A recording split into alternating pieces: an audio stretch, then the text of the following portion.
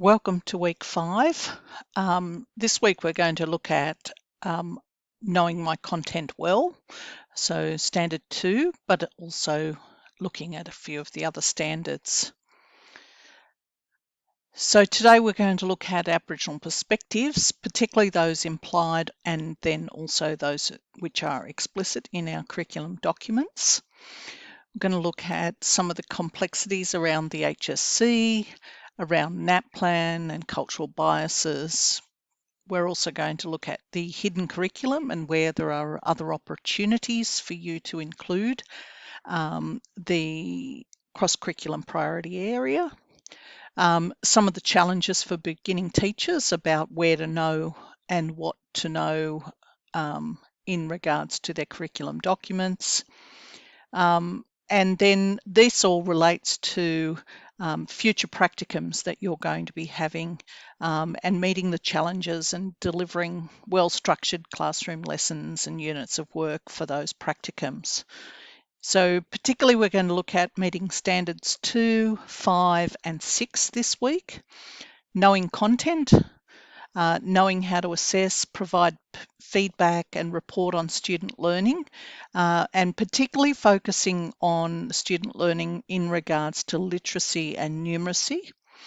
And then standard 6, engaging in professional learning. What can you do in addition to this unit in terms of joining professional associations?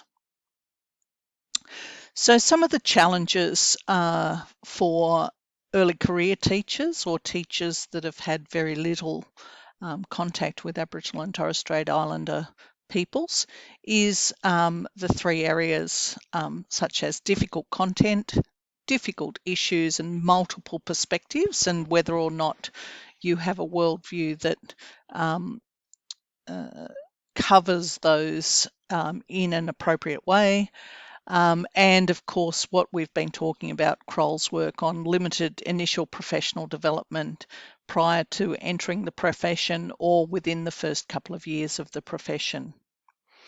So when we look at difficult content, there's a lot of things in the curriculum documents that assume that you as teachers have the background knowledge or the deep knowledge about those particular topic areas. They often require for the best students an Aboriginal way of knowing, or what we call epistemologies, ontologies and axiologies, to unpack that completely or fully. And that difficult content often requires us very much to engage with local Aboriginal and Torres Strait Islander communities. Difficult issues such as multiple perspectives also requires us to understand the complexities of Aboriginal and Torres Strait Islander families and communities, but also the local examples that are useful in our classroom teaching, but they are not things that we can locate easily for ourselves, and often they are not in a single textbook. And most of those more recently have been things we would access from the internet, but knowing how to access those appropriately. And the last one is, of course, pre-service teachers. Our undergraduate and postgraduate courses spent little time preparing you guys to teach Aboriginal content. But then post your degree, you'll find that there are limited offerings of professional learning. So today we're going to focus on some of that literacy and numeracy stuff, which is where some of the professional learning happens. And as I said last week, it's everybody's responsibility to be teaching literacy and numeracy, no matter which curriculum area you come from. But also that some of the things that we experience with early career teachers is limited practical skills taught. And last week when we did the topographic maps, it's those kind of practical skills that we're talking about. So when we're talking about challenges of student learning, we need to think about what are the sorts of text types that we see across the 7 to 12 continuum, and they usually fall into those 8 categories outlined on the slide. And these are really important to know which ones are used more regularly in certain curriculum areas. For example, reports are very often found in business studies and legal studies, also geography in stage 6, and also units such as science.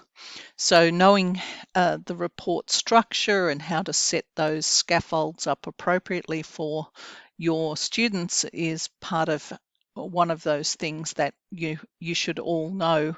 But again, perhaps it's what we would call hidden curriculum, because these are not necessarily specifically taught to you in any one of the units. So there's other classroom pedagogical considerations that I want to get you thinking about, and they are what we often refer to as the pastoral care components of a school. And they are the things that are often mentioned in the Closing the Gap report. They particularly often link to Standard 4 around student wellbeing, but they can also have direct links to attendance, retention, and things like suspension that we mentioned in week 3's lecture. So some of this is also really important when we're looking at what are some of the things that are hidden, not just from our Aboriginal and Torres Strait Islander learners, but perhaps even for you as future teachers. And how do we develop, like Hurst says, in order to help an individual develop tacit knowledge? Learning experiences should be provided rather than direct instruction about what to do and when to do it. So tacit knowledge is one of those hidden curriculum agendas, but also that hidden knowledge that sometimes we don't often explicitly teach or give students enough experiences at. And this, it's often referred to as a really big skill for language teachers and teachers in EALD classrooms. So for all our English teachers, this is something we really have to work on, particularly when we've got high numbers of Aboriginal and Torres Strait Islander learners whose home language perhaps is Aboriginal English, and being very precise about the tacit knowledge we need to know, the hidden stuff, the unspoken stuff in classroom lessons, and how that also plays out in perhaps the stage 6 classroom. One of the most important pieces of tacit knowledge that a teacher can arm themselves with is the glossary of key terms from the NESA site. And these key terms or terminologies are how assessments are marked, how questions are formulated, how curriculum is unpacked through those glossary of key terms. And it's your job as a teacher to really know how those terms operate and what kinds of products, classroom activities, skills, etc., would occur as a result of a key term being applied to a teaching and learning activity. There are other things such as graphic organisers and using appropriate graphic organisers to facilitate and scaffold learning where young people are struggling with, for example, how to structure an essay. So it's helping them organise their information into a logical sequence or sequences so that they can then perhaps produce the required task in an appropriate way. Again, hidden knowledge. Equity considerations, particularly when we're thinking about classroom activities and then things like assessment tasks that we set students, and particularly the task that we're going to write or starting to look at next week in terms of our assessment item for stage 5. You know, that many teachers have been teaching online during COVID, but we're not thinking necessarily about what kinds of obstructions students in low socioeconomic families could face. But then to layer on top of that, the literature talks about the digital divide, or the dynamics of the digital divide, and digital diffusion and disadoption of Aboriginal and Torres Strait Islander young people in using the assumptions we make about their use and access to the internet, but also how that might be sporadic in the Hunter and Riddell articles. So these are things particularly for those of you who are teaching computer studies and computing, ICT, ITD. These are papers which can help you formulate some of the content for the stage 6 preliminary and HSC papers. So we've looked at creating hooks and making links into the stories and getting students interested in the learning and what we call engagement. And this is again a reminder about, you know, our activity from week 2, which was the oyster shell. Here's a reminder of how we actually make fish hooks from shells in our community. So that's another technology area that you might want to investigate, but it also could go into digital printing of fish hooks in the same way. Lots of different things could become part of a stimulus for learning. Now we're going to move directly on to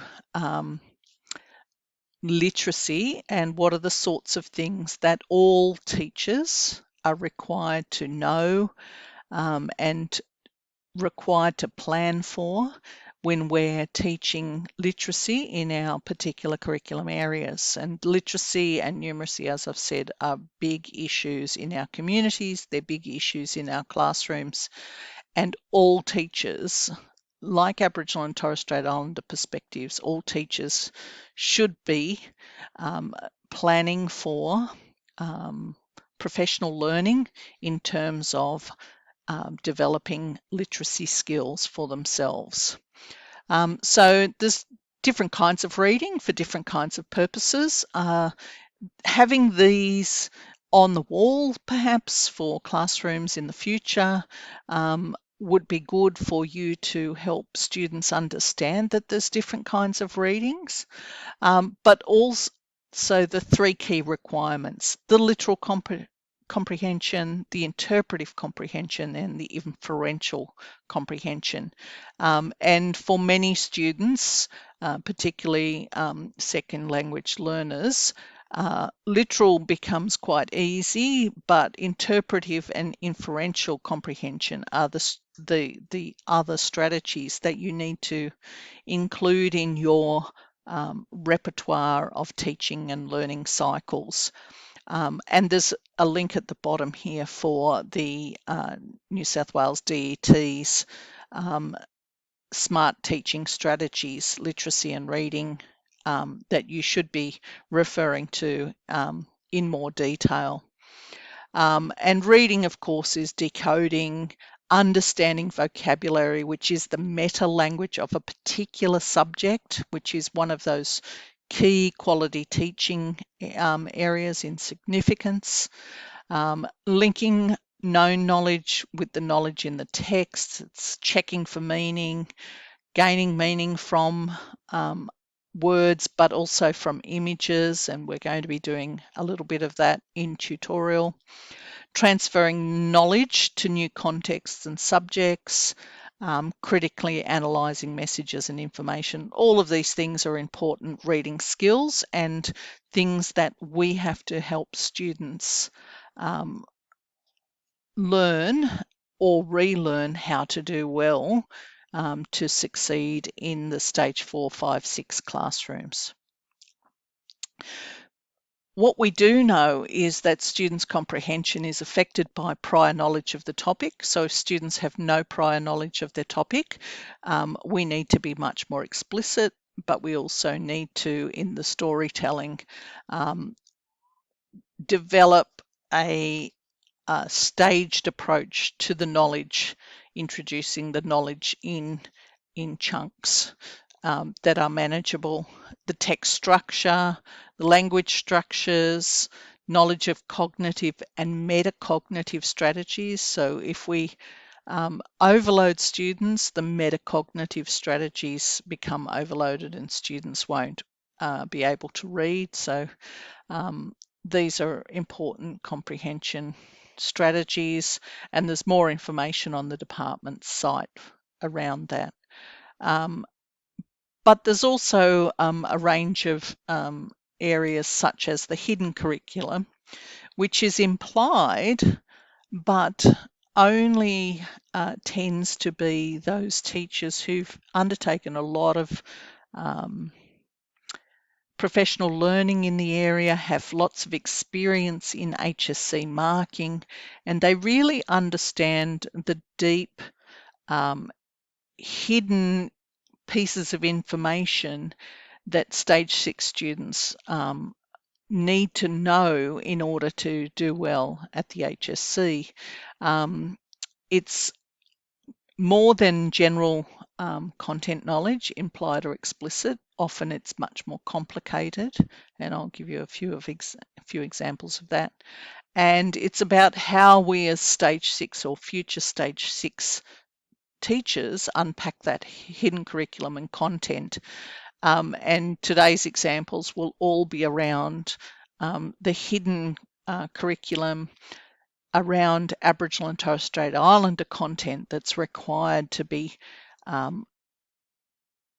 discussed by students in their curriculum areas. So we're going to start with an example from PDHPE in stage 6, where the curriculum says, explains the health status of Australians in terms of current trends and groups most at risk. Now it has this teacher note there that it says the latest statistics and rates and illnesses are not needed. So that's the explicit stuff. We don't need to know, and students don't need to recite verbatim stats, but they need to understand trends such as whether the prevalence of leading causes is on the increase or decrease. And so students will learn about groups experiencing inequalities, and they're going to have to research and analyse, for example, definitely Aboriginal and Torres Strait Islander peoples and one other group.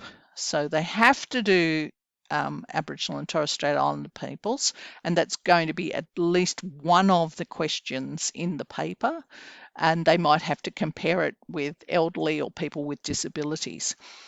But the best answers in this group of responses will do well to mention things like the Closing the Gap report and other key Indigenous health reports of the last 2 to 5 years. So if students can name key documents around health, education, and interlinkages between those, between the last 2 to 5 years. For example, the report on people with disabilities or the report on the elderly, overseas people, etc., those key reports, then those students are heading towards the top bands of Band 5 and Band 6. But that does require you as you as a teacher to be teaching that. In PDHPE, there of course are multiple complexities to exploring the syllabus and the syllabus requirements. And one of the very useful texts is a text called Binan Gunj, and it's Bridging Cultures in Aboriginal Health. So if you are a PDHPE teacher or a CAFS teacher, these are the sorts of reports, documents that you should be referring to. But also, what are the current reports saying about Indigenous issues for schools and teachers, which they can learn and adapt from? So that the reading from this course, the report and the review of Aboriginal education, where it talks about young people's health, could also be part of this collective of documents where you are working through key issues with students. PDHPE, when we look at the HSC, we see the sorts of questions. So I've picked out one of the HSC questions, which is the multiple choice, which is this question 2 here. Which population group experiences a higher incidence of cardiovascular disease, injury, respiratory disease, and cancer than the general Australian population? And it is D.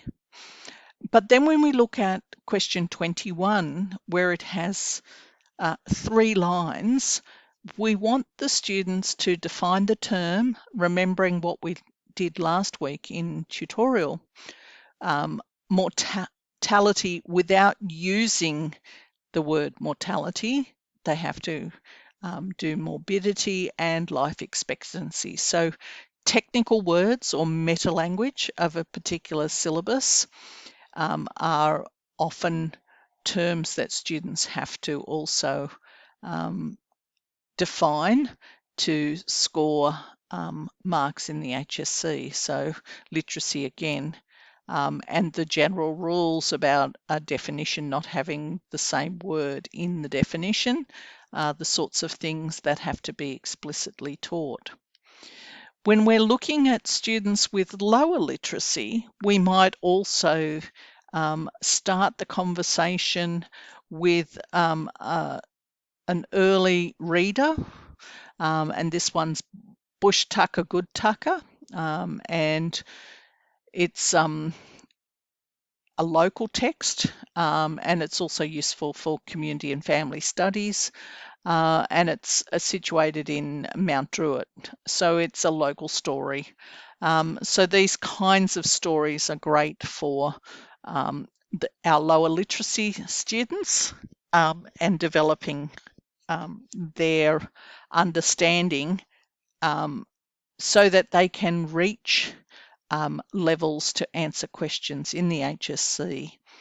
That gives them a clear chance at getting a Band 3 or Band 4. There's also past questions. I've repeated this one again, but you know, when we're looking at improving performance, we could use other texts like Indig Readers. These two are Preston Campbell and Michael O'Loughlin. The Michael O'Loughlin text also works specifically around literacy levels, and the inside red text box on each page is for the introductory lower levels of literacy, and then the more dense text is for deep knowledge to be developed. So these are very useful tools for those students who perhaps don't like reading, but you could introduce them to the format, and then you could actually get them to investigate and research their own sports personality, if you like. And then our another example from the local is this Indig sports report from the Commonwealth Games in Melbourne, and it was written by students, so you could actually get students to write their own book about the friendships that they've made, but also the types of information that they like to report on. It also gives them skills in other areas like ICTs, researching, editing, English. So it's not just a PDHPE example, but it's situated here in this group today. And the last thing I want to focus on is this notion that those key terms are so important to the teaching of how to respond to a question in the HSC.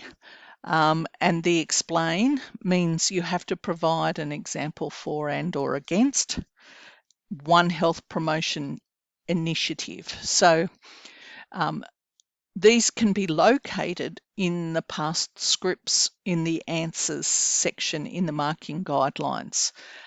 So all marking guidelines have ideas for you as beginning teachers about what the answers should have contained.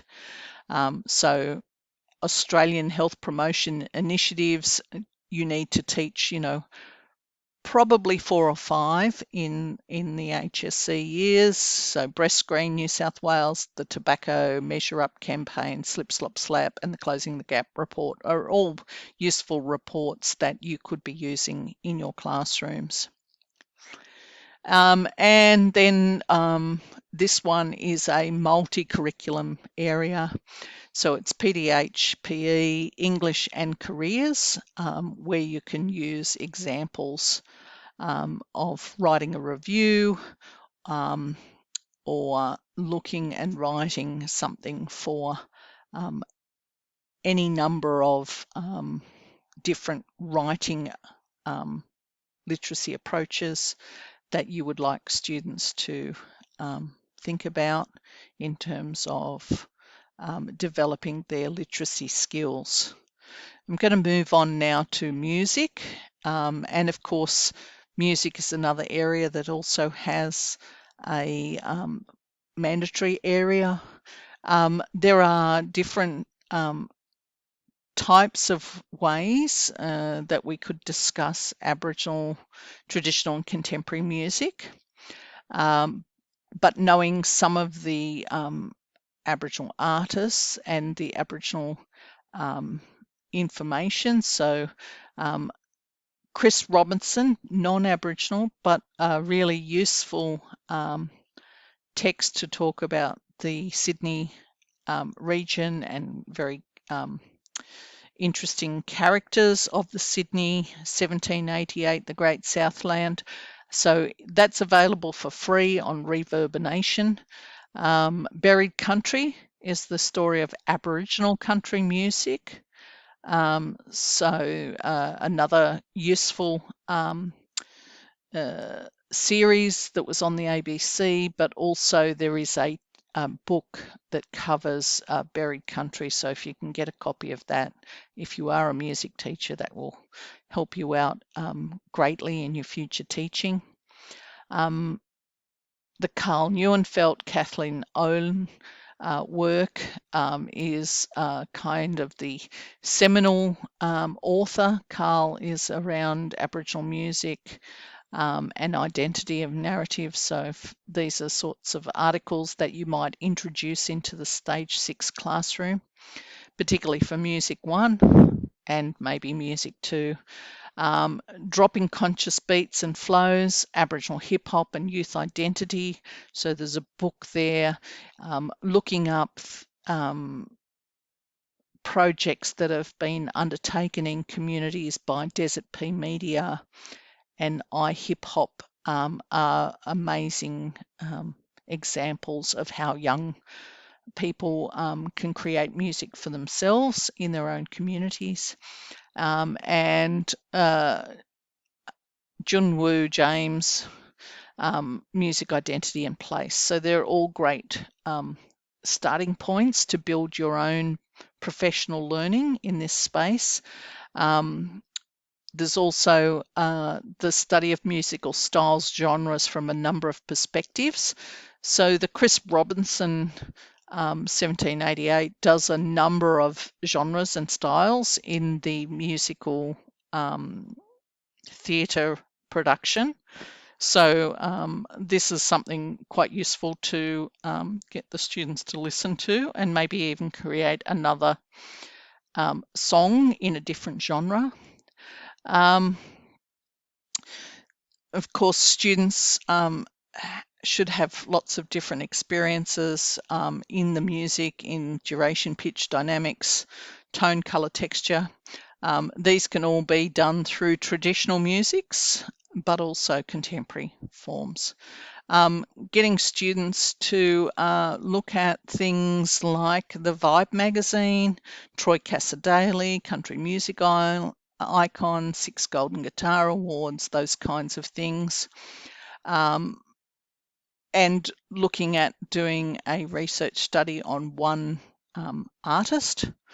And this one's asking students to undertake a biographical recount.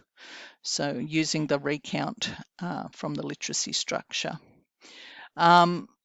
Music, but also English, scaffolding a biographical recount. So some ideas there for you to explain to students and scaffold the content, and how you would get students to write then a biographical recount of their perhaps favourite person's life in music. Scaffolding, again, explain is relate, cause and effect, and make a relationship between things, and provide why and or how. So I'm moving, in explain, we had explain how health services. You'll notice that all HSC papers have a number of explain questions, a number of outline questions, and they all relate to the expectations also of writing and how much writing is required. And that also happens with the mark allocation up here of the HSC. So modelling responses, explain how, now we're moving on to textiles in TAS. Explain how one textile art form can be used as a medium for communication. And the example we're talking about in this example is Japan and the kimono, but it also what it signifies in the Japanese culture. And it's really important to model the expectations of responses to students. So if it's a 4-mark question, we would expect around 4 marks or 4 sentences coming through. And this is another example. Explain how textile fabric design can be influenced by the availability of resources, and this one we're talking about Indian fabric design and the important parts. And again, if it's worth 4 marks, it should have around 4 sentences. So modelling those kinds of responses to students is really important, particularly in the prelim stage 6 course. Going to move across now to science, and science often asks us to describe some major features of the universe, including galaxies, stars, nebulae, and solar systems. So describe in terms of the key terms means provide characteristics and features. And students are then given this table. And from image 1, which is the spiral galaxy, they should be able to provide some of the information here. And from image 2, the elliptical galaxy, they should be able to articulate some of that in their table. So similarities and differences between those two galaxy drawings. But again, really important that you've given students an experience of those visual cues, because we never know what will be found in the HSC papers. So it's really good work and professional learning for all of you to look at the past 5 to 10 years of HSC papers in your curriculum area when you start teaching in that stage 6 setting. Earth and environmental science, I'll just move that up. The curriculum document requires teachers to look at Aboriginal and Torres Strait Islander histories and cultures. And the ways of doing Aboriginal science are often packaged for Western knowledge consumers. And we've talked about this in our other lecture about IK, IEK, TK, and TEK. But we also don't necessarily talk about them as separate. So sometimes we include Aboriginal and Torres Strait Islander storytelling, for example. If we were doing the solar system, we might talk about the emu dreaming and the emu in the sky as part of that story. So it's important to also think about what other things are happening and in your curriculum area and what might be possible. Again, identify gases that comprise the greater percentages of air and explain the difference. So we might have the gases and we might use different kinds of scaffolds to unpack the ideas. If we're having a scientific method kind of experiment, we would use a different kind of scaffold like this one on the right, where we've got an observation, a hypothesis, prediction, experiment, and a conclusion, and pretty much following a 5 E's approach. In English, I'm going to move across to English now. That's just a little bit hard to read there, guys. Sorry about that. English Standard course students are required to look at a range of Australian texts, including Aboriginal and Torres Strait Islander authors. And I will give you a number of links to a website which has got a range of those texts already unpacked for you using an 8 ways approach. But it's important to understand that many of those Aboriginal and Torres Strait Islander documents have hidden curriculum or hidden words to mainstream readers. So knowing the inclusion of Aboriginal words and phrases might be also something you have to unpack with your students explicitly. Drama in English, also in drama in stage 6,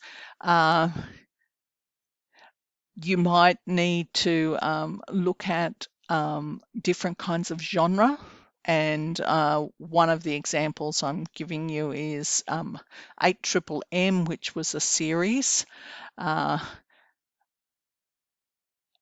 And the use of Aboriginal comedy, but also Aboriginal inappropriate, perhaps, language.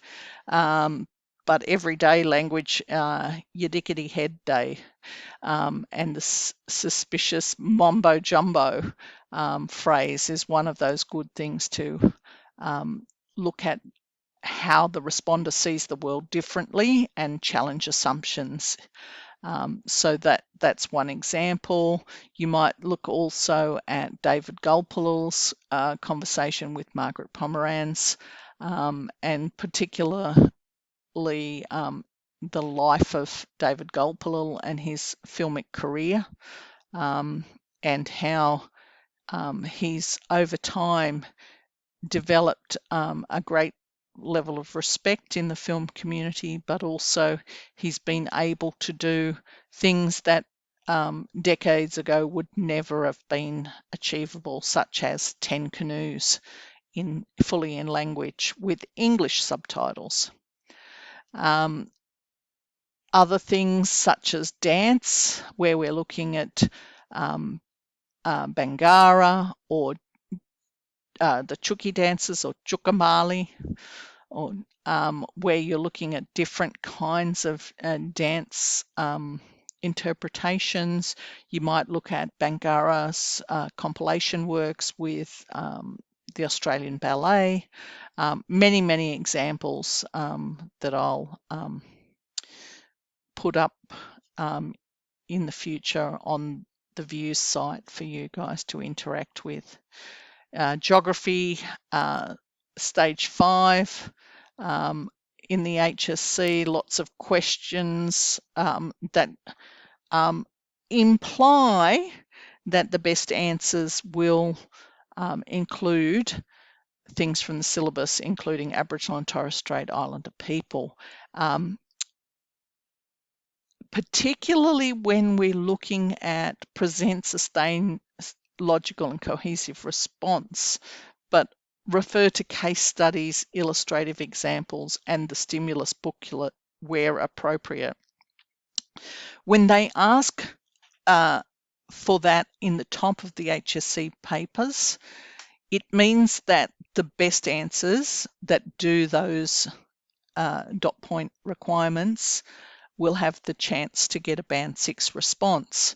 And of course, most students are not necessarily paying attention to the instructions at the top of each of the HSC papers. So getting them to read instructions carefully and practice reading instructions carefully is another added skill to the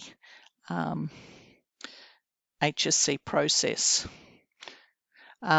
Geography stage 6, of course, we've got a number of questions around impact megacities, how to discuss management strategies, and all of these have links to also the possibility of including Aboriginal and Torres Strait Islander viewpoints or organisations like National Parks, Indigenous strategies around coastal development, recreational, the Heritage Office, all of those kinds of inclusions in the Geography Stage 6 syllabus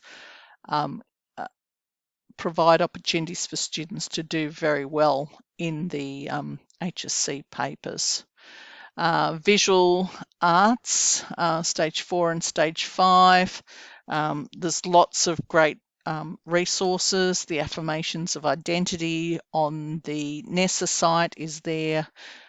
It has 81 Indigenous artists. Many of them from the New South Wales kit are from Boomali, which is situated in Leichhardt. And then the national artists like Tankupi are also featured in the National Artist Booklet. And Tankupi was the first Aboriginal woman to go to a formal fine arts school to do pottery. We've got Lena Yarankura, who's a fibre artist, so again that fits in beautifully with the bark of Melaleuca, and perhaps our textile students. In drama, you could also look at Euphemia Bostock and the masks that she does, and using both traditional and contemporary art mediums to create those masks. And you could look at masks from a range of cultures. The visual arts, stage 4 and stage 5, and looking at and stage 6 looking at the subjective, cultural, structural and postmodern frames, really important, and particularly the cultural frame for Aboriginal and Torres Strait Islander artists, and they're exploring their cultural values and social meanings embedded within their artworks. Organising students' information, helping them understand the visual arts process diaries, looking at 2 artists and using a Venn diagram, the KWHL charts, getting them to organise information around their artists. So these are the Hermannsburg young people and their artworks. Teaching strategies, other teaching strategies for teaching essay writing, the main idea with the 3 sub-ideas, and then the dot points of each of these ideas, so that students can write the main idea and then a paragraph around this, a paragraph around this, and a paragraph around this. When we're doing cause and effect or explain, what was the cause and what was the effect. So using other kinds of graphic organisers as teaching strategies are really important literacy tools to have and to use in your classrooms. The last few things in the visual arts, looking at also the identity kit, strategies for teaching Aboriginal students Indigenous art. So there's a number of key documents here. They're all freely downloadable that you could undertake your own professional learning. Now we're going to look at something that could also be visual arts, but also can be VET around technology and engineering studies, industrial tech, depending on the way in which you might use this project. This is skateboards, and this is Claudia Munduthi and her work around skateboards and community and storytelling, but also not getting students to replicate or duplicate, but telling their own stories on their own skateboards. So doing those kinds of things. Also technology in terms of wine, glass holders and a wine bottle. Also Vernon Arquet's work around surfboards. So lots and lots of possibilities. For more ideas, Indigenous content in the science area and literacy programs are all on the NESA site. And also other ideas for maths and numeracy are also there. So what is our responsibility? Of course, we have to know a range of policies. And of course, we've got the Aboriginal Ed policy up here, but there are, as you can see, there's about 100 policies that teachers have to familiarise themselves with if you're going to work in a DET school. So with that said, got lots of professional learning that you'll need to embark on, not all at the same time right now, but certainly as you move forward and start to think about going out on a practicum, these are things that you can think about, but also explore in terms of developing your own literacy and numeracy curriculum linkages for yourself in the area of Aboriginal and Torres Strait Islander education. In tutorial, of course, we're going to look at the various ways texts are examined in the HSC, and particularly visual literacy texts. So hopefully you can download Kahoot. We're going to have a couple of questions on Kahoot this week. And we're going to look at the English Common paper. So I'll see you all in tutorial. Bye for now.